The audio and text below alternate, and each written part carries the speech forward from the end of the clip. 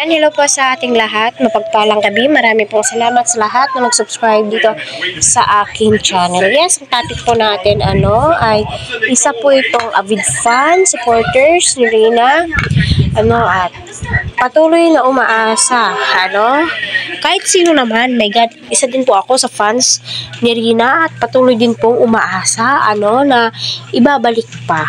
Kasi nung nakaraan po talaga is malaki po talaga yung chance na ibabalik ang Adrienne. Dahil nga po sa pa-TikTok, kita po natin na magkasama ang magkuya. So tayo na mga viewers ng Adrienne, fans ng Adrienne, nabuhayan po tayo.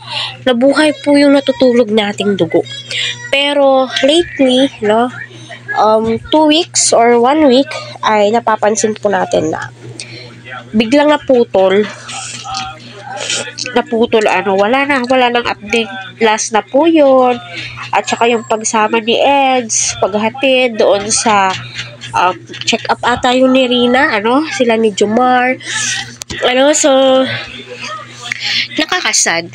Kahit sino naman is malulungkot. Sabi nga nila, mas mainam daw na si Eds at si Rina, ibalik yung tandem po nila kasi ang saya, iba yung saya na ibibigay po nila sa mga viewers, supporters, at saka iwas-iwasan po nating i-bash si Rina na sinasabihan may sakit, ganito ganyan.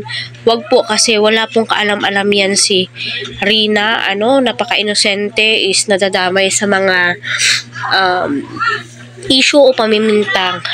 Kaya patuloy po nating suportahan si Kalinga Prab at ang buong team. Huwag po natin skip ang kanilang ads. Sa patuloy na umaasa na ibabalik po ang Adrienne.